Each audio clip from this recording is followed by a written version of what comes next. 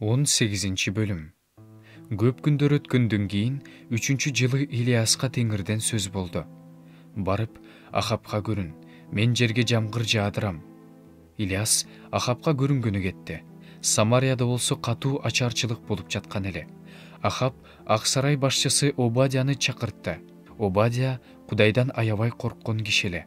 Изебел Теңирдин пайгамбарларын кырган кезде Обадия 100 пайгамбарды алып, 50 кишиден үңкүрлөргө катып, аларды нан жана суу менен баккан.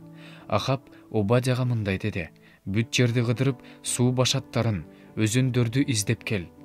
Аттар менен качырларды тойгузуш үчүн, малдан айрылбас үчүн оттуу жер табылып калар. Алар карап чыгуу үчүн жерди өз ара бөлүп алышты. Ахап өзүнчө бир жолго, Обадия өзүнчө бир жолго түштү. Обадия жолдо бара жатканда алдынан Илияс чыкты. Ал Илиясты таанып, жүз төмөндөп жыгылып: «Илияс мырза, бул сенсиңби?» деди. Илияс: «Ооба, менмин. Барып, мырзаңа айт. Илияс бул жерде деди.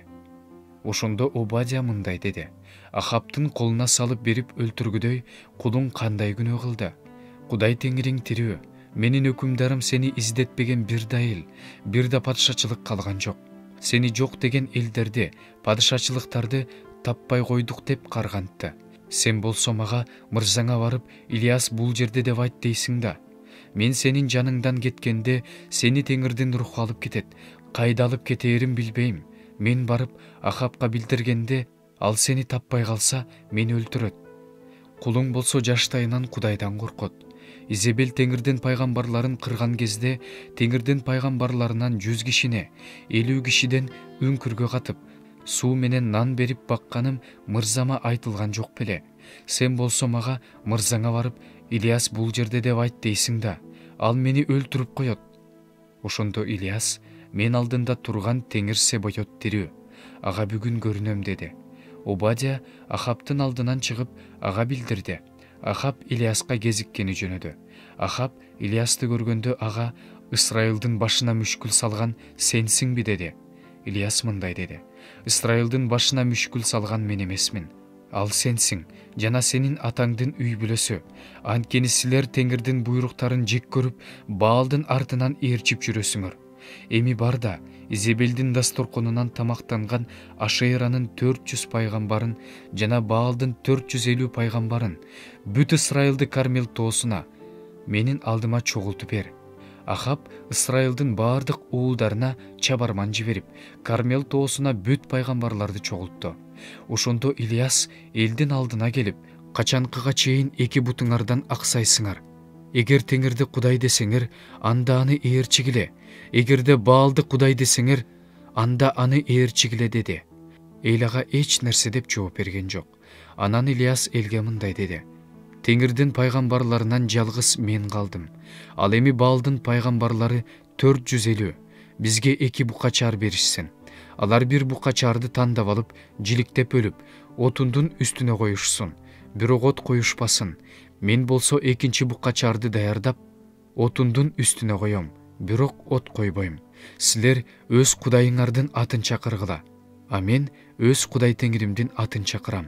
Кудайлардын кимиси от аркылуу жооп берсе, ошол Кудай. Бүт эл жакшы болот» деди. Илияс Баалдын пайгамбарларына бир букачар тандап алып: «А дегенде силер даярдагыла, анткени силер көпсүңөр. Анан өз кудайыңардын атын чакыргыла, бирок от койбогула» деди. Алар өздөрүнө берилген букачарды алып, даярдашты да, таң аткандан түшкө чейин Баалдын атын чакырышты. Баал, бизди ук, бирок үн да, жооп да болгон жок. Алар өздөрү жасаган курмандык чалынуучу жайды айлана бийлеп жүрүштү. Түштө Илияс аларга күлүп, катуу кыйкыргыла, анткени ал Кудай, балким ойго батып кеткендир, же бир иш менен алек болуп жаткандыр, же жолдодур, а балким уктап жаткандыр, ойгонор» деди. Алар катуу кыйкыра башташты. Анан өздөрүнүн адаты боюнча бычак менен, найза менен өздөрүн кан аккыча сайгылашты. Түш ооду. Тигилер болсо кечки курмандык чалуучу убакка чейин ушинтишти. Бирок үн да, сөз да жооп да болгон жок. Ошондо Илияс бүт элге: «Мага жакын келгиле» деди. Бүт эл ага жакын келди. Ал Теңирдин бузулган курмандык чалынуучу жайын калыбына келтирди. Теңир, сенин ысымың Ысрайыл болот деп айткан Жакып уулдарынын урууларынын саны боюнча Ильяс 12 таш алды. Ошол таштардан Теңирге арнап курмандык чалынуучу жай тургузуп, курмандык чалынуучу жайды тегерети 2 сата дан баткыдай аң казды. Анан отундарды койду. Букачарды жиликтеп өлүп, отундун үстүнө койду. Анан 4 чакага суу толтургула, аны бүтүндөй өрттөлүүчү курмандыкка жана отундун үстүнө койгула деди. Анан кайталагыла деди. Алар кайталашты. Анан 3-чү жолу ушундай кылгыла деди. Алар 3-чү жолу ошондой кылышты. Курмандык чалынуучу жайдын айланасынан суу куюлуп, аңга суу толду.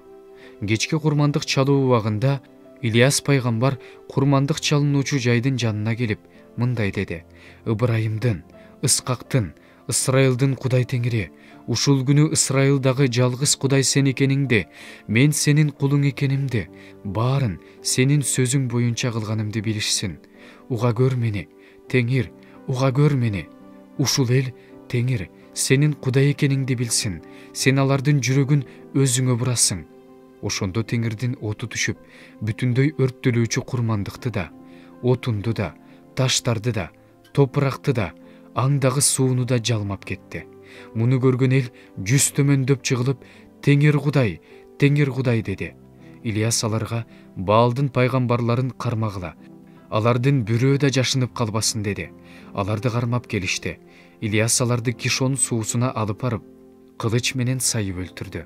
Анан Ильяс Ахапка: бар, тамактанып ал, анткени жамгырдын дабышы угулуп жатат деди. Ахап тамактанганы кетти. Ильяс болсо Кармел тоосунун башына чыгып, эңкейип, 2 тизесинин ортосуна башын койду. Анан өзүнүн кызматчы уланына барып, деңиз жакты кара деди. Ал көрүп келип, эч нерсе жок экен деди. Ал ага ушуну 7 жолу кайтала деди.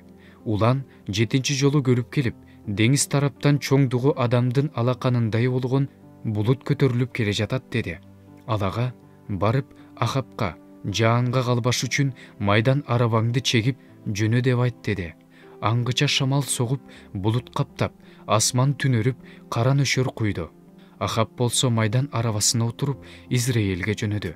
Теңирдин колу Ильястын үстүндө эле. Ал белин курчап алып, Израилге жеткенче Ахаптын алдында чуркап барды.